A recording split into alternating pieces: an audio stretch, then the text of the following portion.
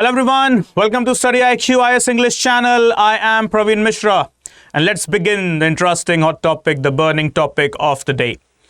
So as you can see, a green river, a river filled with greenery, a river which is lifeline of the city of Chennai as well, specifically talking the areas of Tamil Nadu. This is the Adyar River, a river with absolute historical importance as well as geographical. But this river has right now brought the Tamil Nadu government into some legal tussle with NGT, that is the National Green Tribunal. What is the story? NGT has issued notice against the Tamil Nadu government for the Adyar River pollution. So the tribunal acted on the Tamil Nadu Pollution Control Board report revealing severe contamination in Adyar River with fecal coliform 10 times above the permissible limit. Right? See, this is not just one river story in India. This is not just one state government's ignorance towards the river's pollution in India. From Adyar River in Chennai, Tamil Nadu, to Yamuna River in Delhi, from Ganga to Brahmaputra.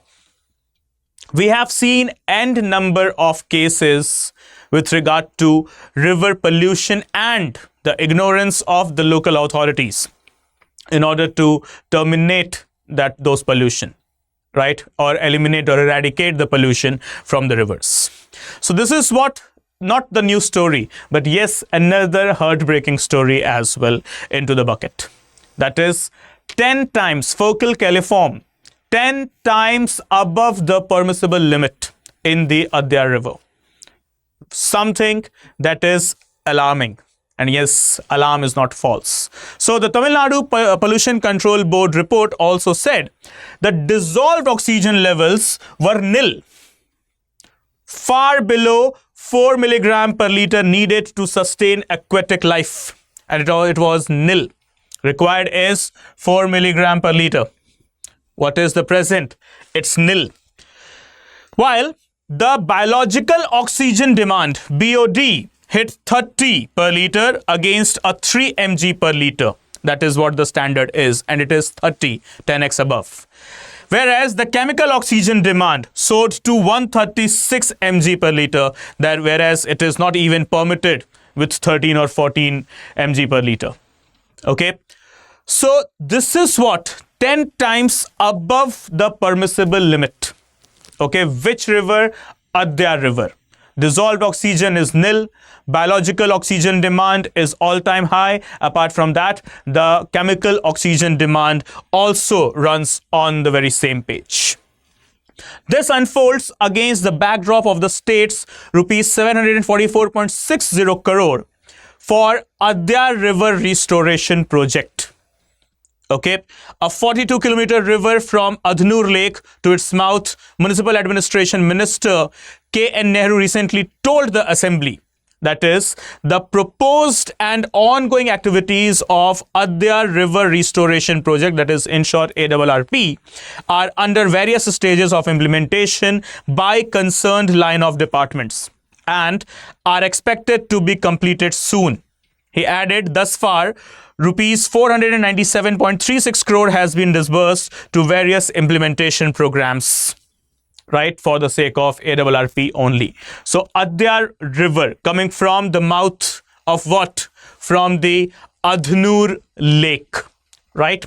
So let's understand the elements from our prelims as well as mains perspective. What is actually the biological oxygen demand and the chemical oxygen demand? So as what we can see on your screens, biological oxygen demand, or in short BOD, refers to the amount of dissolved oxygen consumed by the microorganisms while decomposing organic matter.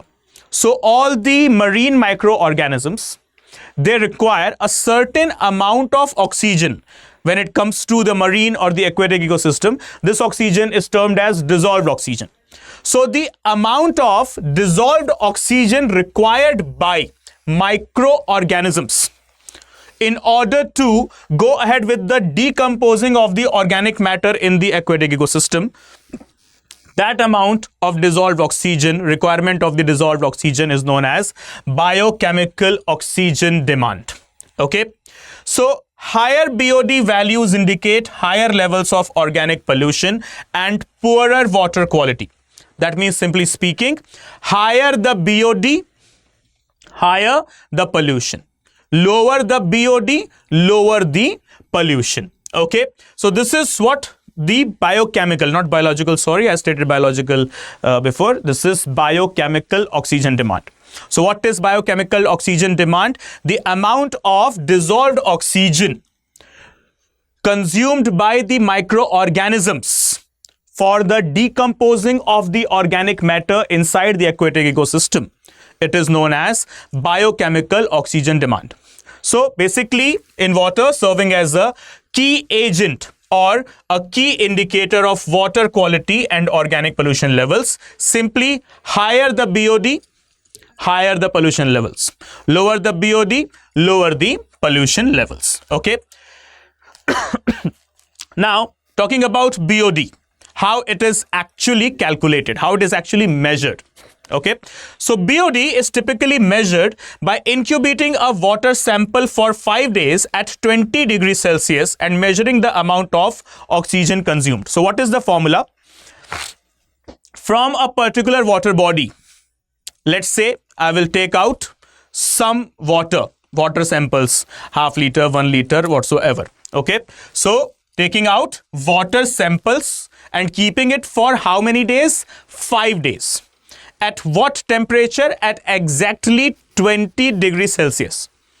And then, okay, measuring the amount of oxygen consumed inside that particular water. That amount of water, 1, 2, 3, 4, 5 liters, whatsoever. So this is how biochemical oxygen demand is calculated. Now, the common sources of BOD.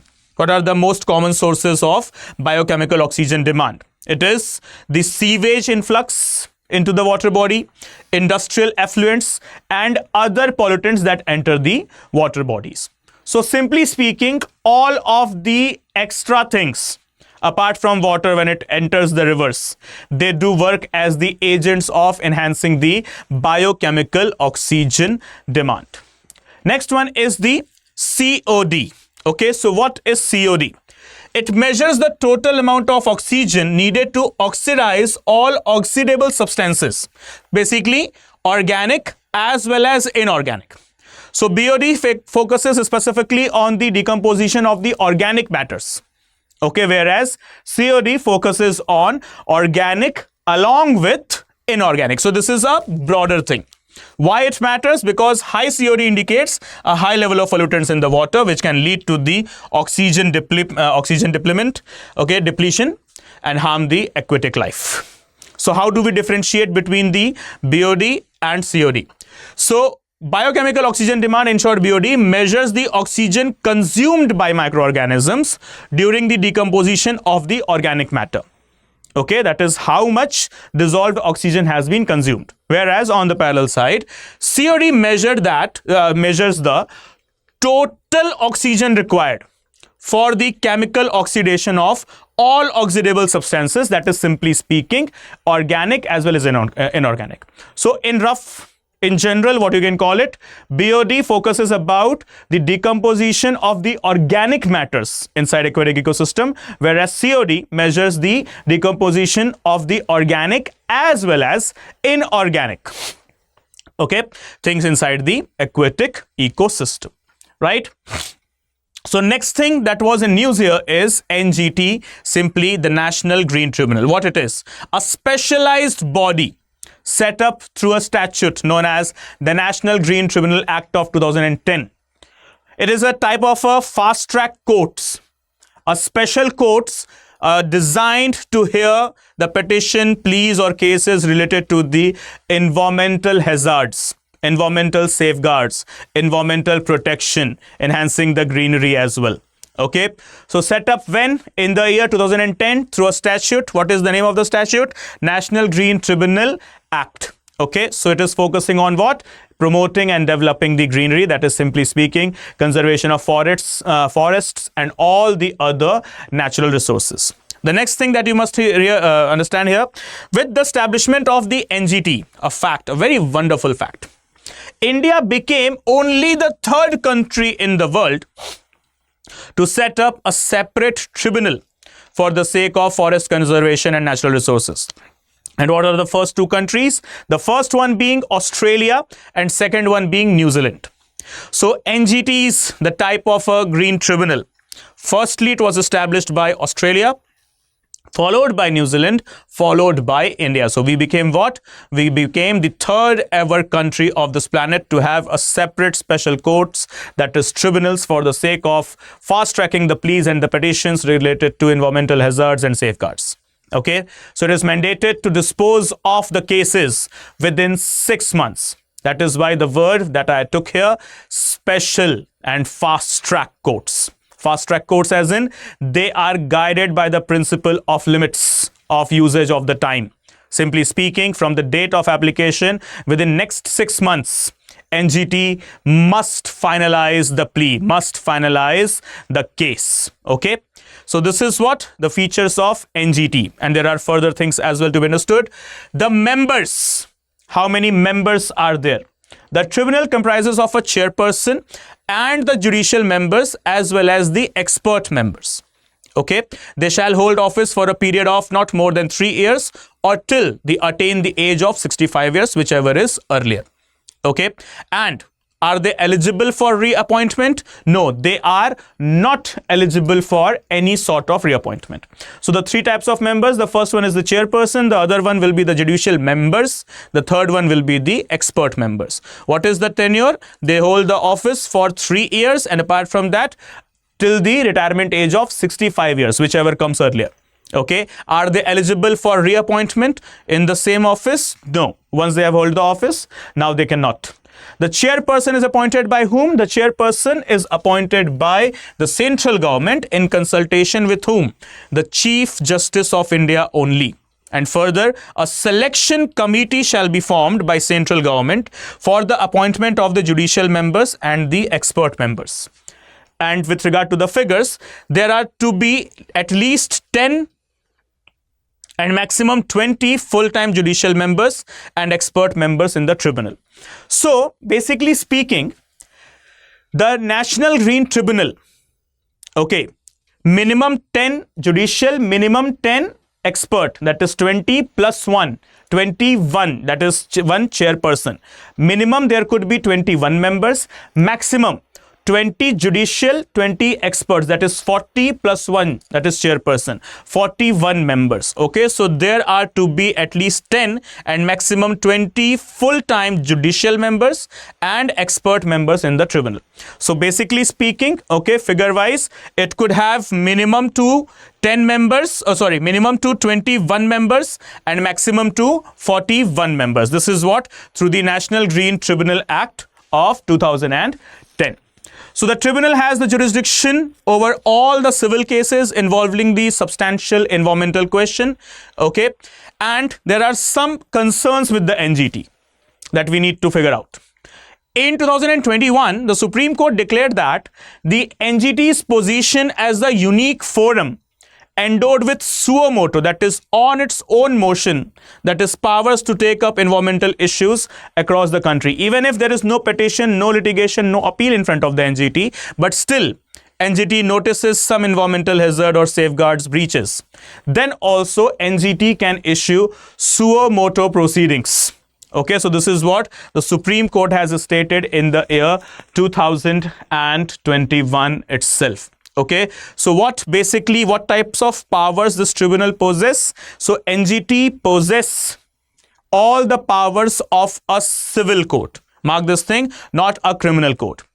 Can they provide punishments as well? Then yes, NGTs, they are being the civil court, okay, possessing the power of a civil court, being a fast track court as well, a specialized agency. They are also entitled to provide punishments in case of breach of laws related to the environment. Okay, so this is NGT. Now talking about a question on the Adyar River. So here we go. With reference to the Adyar River, consider the following statements. The first one, it is a west flowing river. Second, it originates from the Malaipattu tank near Manimangalam village in Tamil Nadu. And third, the river forms estuary at its mouth. So which of the following, which of the above statements given is or are correct? So what do you think, guys? What should be the correct answer? 1 and 2 only, 2 and 3 only, 1 and 3 only, or 1, 2 and 3, all of them, with reference to the Adyar River. So talking about the answer, the first statement is wrong. It is not a west flowing river. It is east flowing river. So first statement is wrong. So according to the elimination technique, now you can know it very well that option A, C and D could never be the answers, as option statement 1 is absolutely wrong. It is a west flowing river. So what is the correct answer? It is B, 2 and 3 only. Okay, so Adyar River starts from Malaipattu tank near Manimangalam village in Sri Perubuddur Taluk at about 15 kilometers west of Tambaram, that is simply in Chennai. Okay, and yes, it does forms an estuary as well before it meets the Arabian Sea. Okay.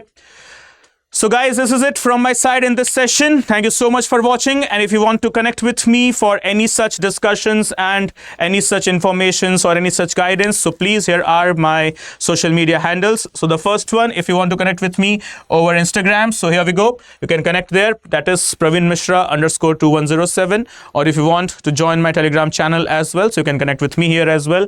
That is Study with Praveen. Study _ Praveen. That is the Telegram channel. Okay, everyone, so you can connect with me anywhere that suits you, that is comfortable for you, and let me know if there is any particular topic you want me to take on into the comment section. Surely it will be taken into the consideration. Okay guys, so thank you so much for watching. See you all in the very next one, and please do subscribe for the channel as well. Bye bye, take care, study well. Jai Hind.